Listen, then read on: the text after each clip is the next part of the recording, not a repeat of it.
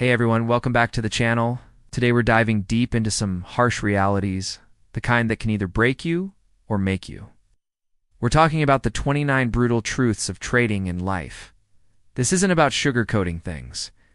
It's about raw, honest reflection that can genuinely change your perspective. Whether you're a seasoned trader or just trying to navigate life's challenges, these truths apply to us all. So grab a coffee, settle in, and let's get real. First up, a tough one to swallow. No one cares how hard you tried. They only care about the results.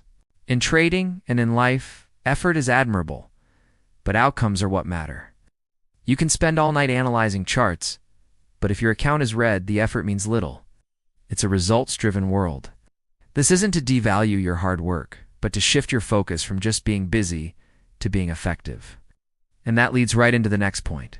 The market owes you nothing, no matter how long you've been losing.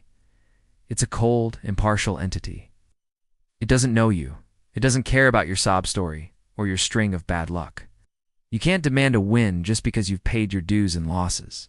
The only way forward is to accept this, stop feeling entitled, and start focusing on what you can control, your strategy and your execution.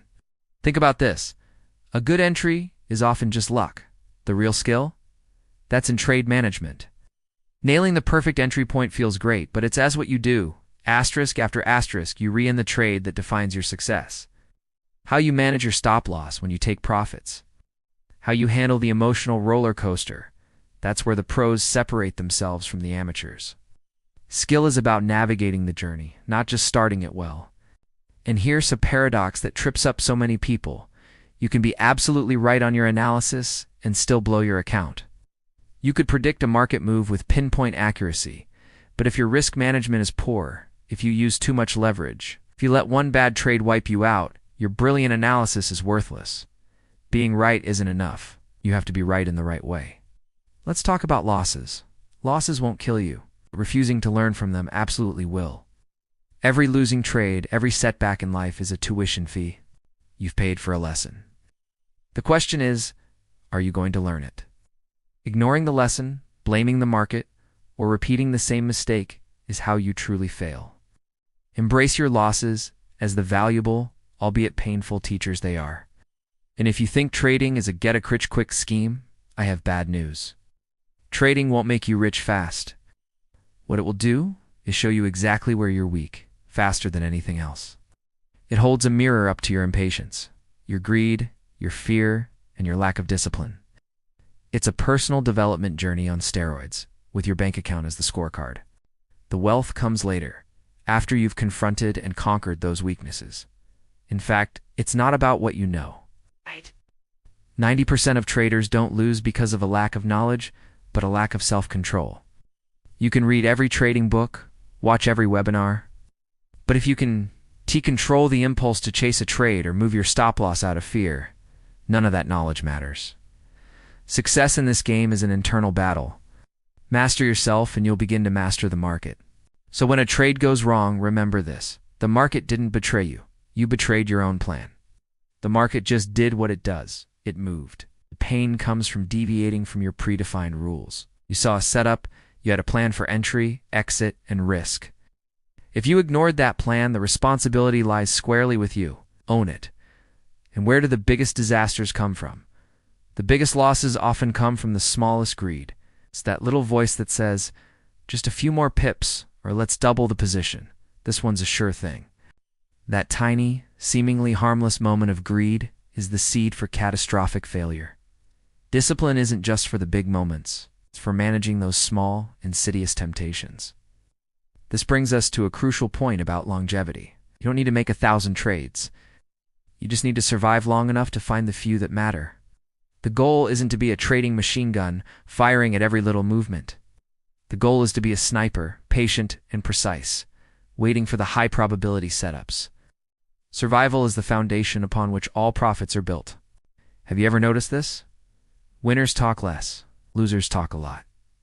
Winners are quietly executing, analyzing and improving. They're focused on the process.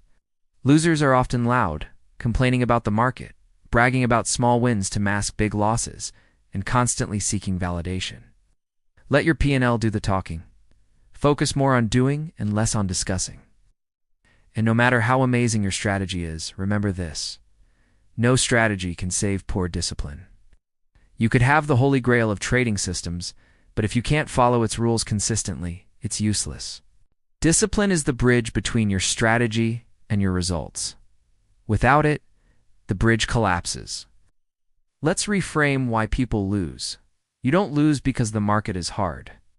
You lose because you want money to fast. This desperation creates a need for immediate gratification, makes you take subpar trades, risk too much, and jump out of good trades too early. Slow down. The desire for speed is your enemy. The market has its own rhythm. You can't force it, which leads to a powerful action. Sometimes, the best trade is no trade. Sitting on your hands when conditions aren't right is a professional move. It's a form of risk management. Forcing a trade in a choppy, unpredictable market is just gambling. True traders know when to trade, but great traders know when not *2. Trading is more than just a profession. It exposes who you really are faster than any other job. It peels back the layers of ego and pretense.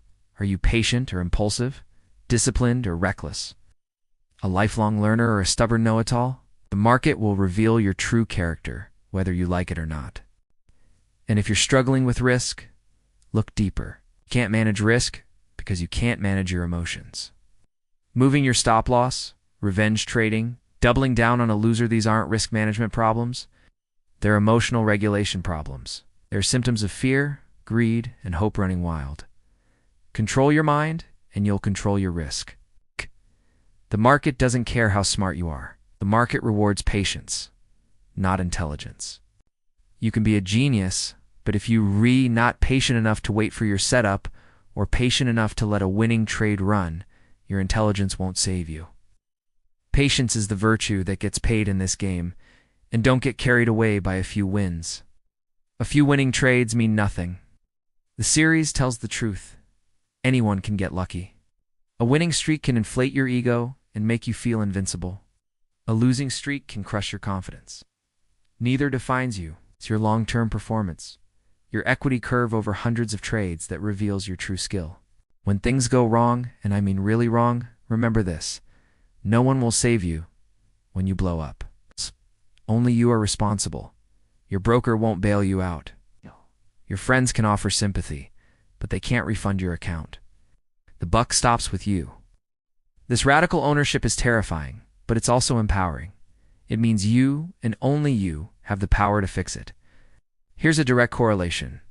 The more desperate you are for money, the faster the market will take it. The market can smell desperation. It preys on it. When you trade from a place of need, you make emotional decisions. You force things. You break your rules. You trade to execute a flawless strategy, not to pay your rent. The money is a byproduct of good process, not the goal itself. Overtrading is the quickest proof of a lack of self-control. It's the constant need for action, the fear of missing out, the inability to just sit and wait. If you look at your trade journal and see dozens of trades with no clear edge, you don't have a strategy problem. You have a self-control problem. Let's be clear. Trading isn't a game. It's a constant psychological test. Every single day, it tests your discipline, your patience, your resilience, and your emotional fortitude. It's you against yourself, played out on a screen. Treat it with the seriousness it deserves. Losing one trade isn't scary. It's part of the business. What's truly scary is losing your discipline. A single loss is a statistic. A loss of discipline is the beginning of the end. It's the crack in the dam that leads to a flood.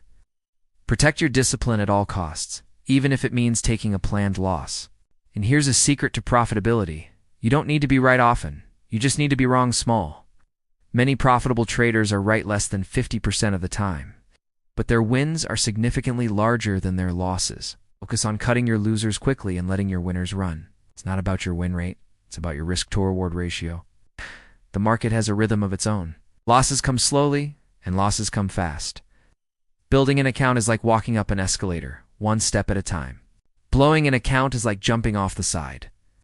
Understand this dynamic and respect the power of risk. Guard your capital fiercely. And in the end, what's your legacy? No one remembers how much you won on that one great trade, but they will remember when you blew up. Spectacular failures are memorable. Quiet, consistent success is often invisible.